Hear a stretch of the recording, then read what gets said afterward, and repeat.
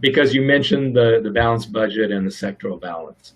So Yes. yeah, if we ever did enact a balanced budget amendment and were able to actually hit this, now that's questionable whether we can hit it, but let's say that we could hit it.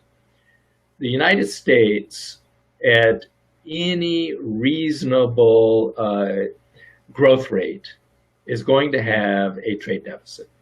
This is just the reality of the world right now today. We can go into why that's true, but when our economy is doing well, our trade deficit will hit 6 to 8% of GDP. When we're doing poorly, it falls to 3 or 4% of GDP.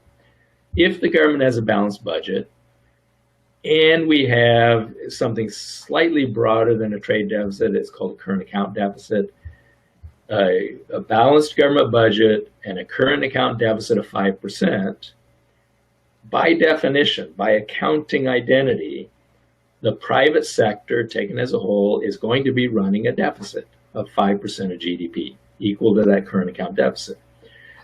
Private sector deficits are very rare and extremely dangerous. We had a private sector deficit essentially from 1996 until 2006. And that was one of the fundamental causes of the global financial crisis. We crashed when the private sector no longer could service their debt and people started defaulting on excessive debt. We don't even need the defaults. All we need is for people to realize, hey, I'm too far in debt. I'm going to stop borrowing. I'm going to start repaying my debt. The economy will crash as soon as that happens, if you have a balanced budget and a current account deficit. So the problem, this is what we learned from Win Godley sectoral balances, is that at the aggregate level, balances have to balance. For every deficit, there has to be a surplus.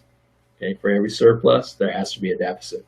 So if the government is going to run a balanced budget, but we have a deficit with the rest of the world, the rest of the world has a surplus against us, then our private sector will be in deficit, going further and further into debt. And that is extremely dangerous for the economy because it creates financial problems, financial instability, as Minsky said.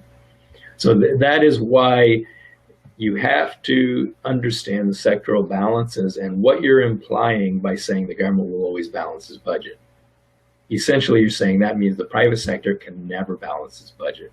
It will always have a deficit in the case of the United States.